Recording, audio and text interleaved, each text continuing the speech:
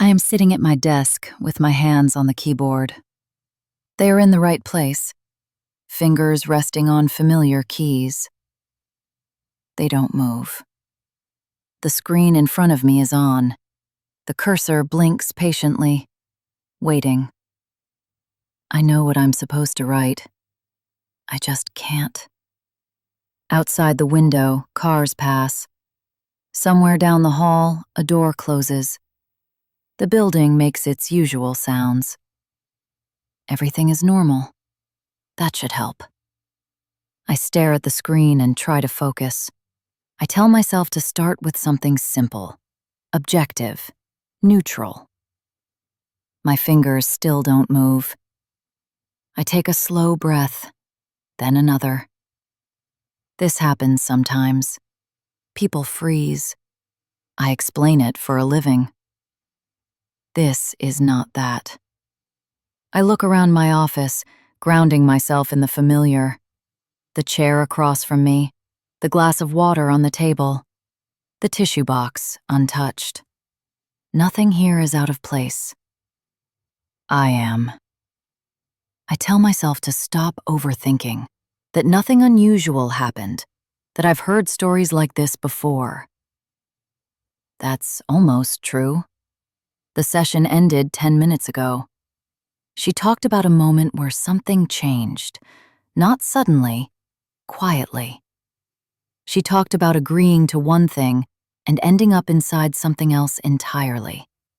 How she tried to correct it, how her words didn't land, how the room felt smaller after that. I remember the way she couldn't finish certain sentences, the pauses, the gaps. She said she didn't know why she didn't move, why she didn't scream, why she just stopped. And before I realized what I was doing, I finished the thought for her. And then your body just stopped. The room changed when I said it. She looked at me, really looked at me. Recognition, sharp, immediate. I handled it professionally. I explained the freeze response, that it isn't a choice, that it isn't consent, that sometimes the body decides survival looks like stillness. I said everything I was supposed to say. I didn't say how I knew. The session ended carefully, grounded, contained. She left steadier than when she arrived. I did my job. So now I should be able to write this, summarize, document, move on. I still can't. I close my eyes for a moment and press my feet into the floor. Name the things I can feel.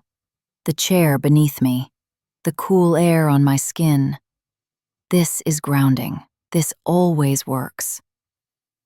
Not today. I open my eyes and finally look at the clock. My next patient is already here, and I am not ready.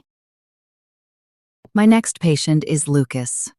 He is in his early 30s, tall, carefully put together. He always arrives 5 minutes early. Lucas came to see me because of claustrophobia. He avoids elevators, public transport during rush hour, crowded rooms without windows. He prefers stairs. That detail used to feel insignificant. Today, it doesn't.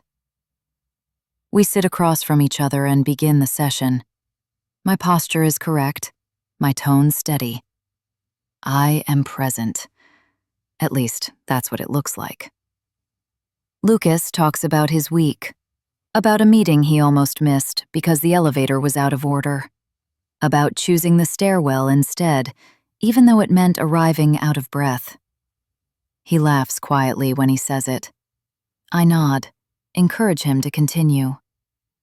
He explains how confined spaces make his chest tighten, how his body reacts before his mind can intervene.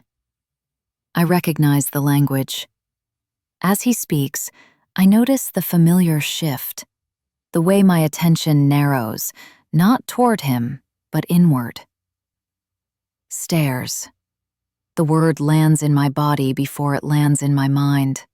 The pressure in my chest sharpens. My hands curl slightly against my thighs. I hear it before I understand it. A sudden, hollow sound. Metal striking metal.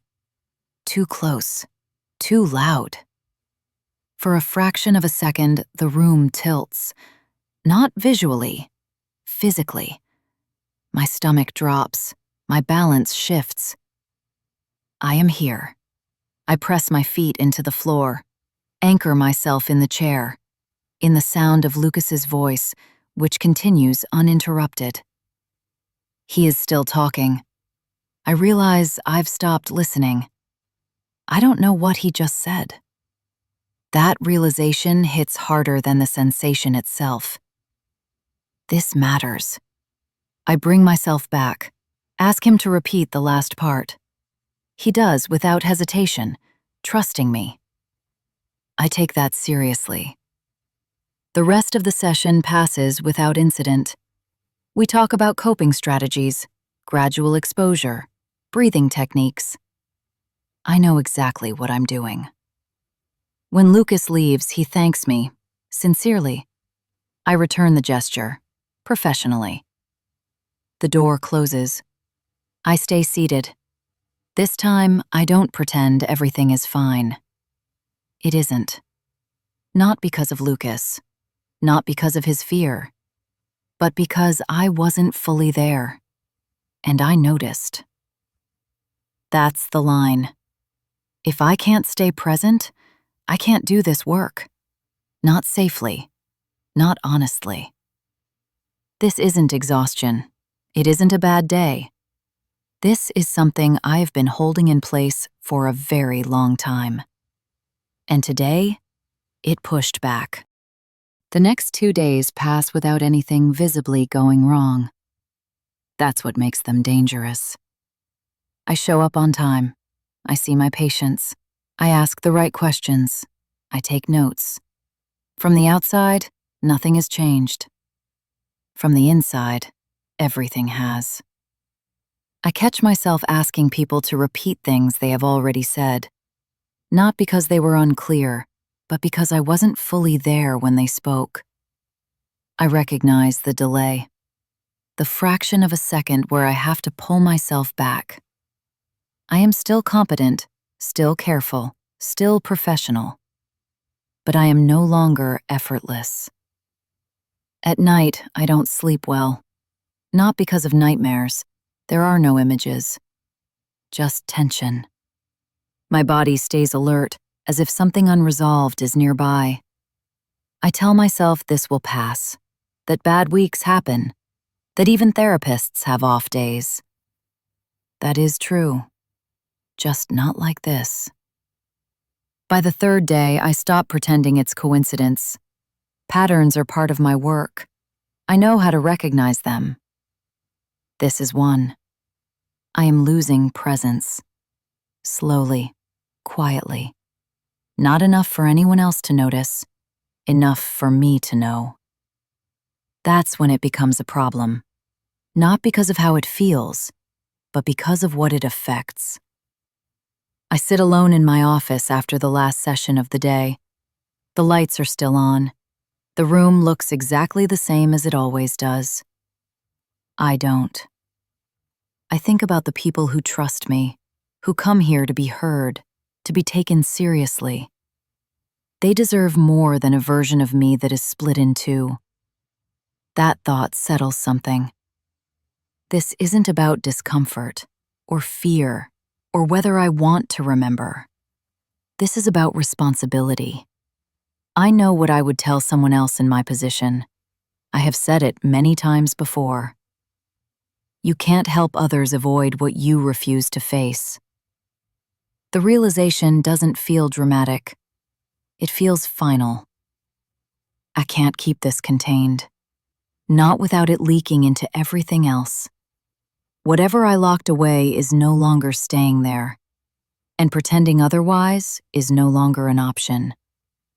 If I want to keep doing this work, I have to go back. Not carefully, not selectively, all the way.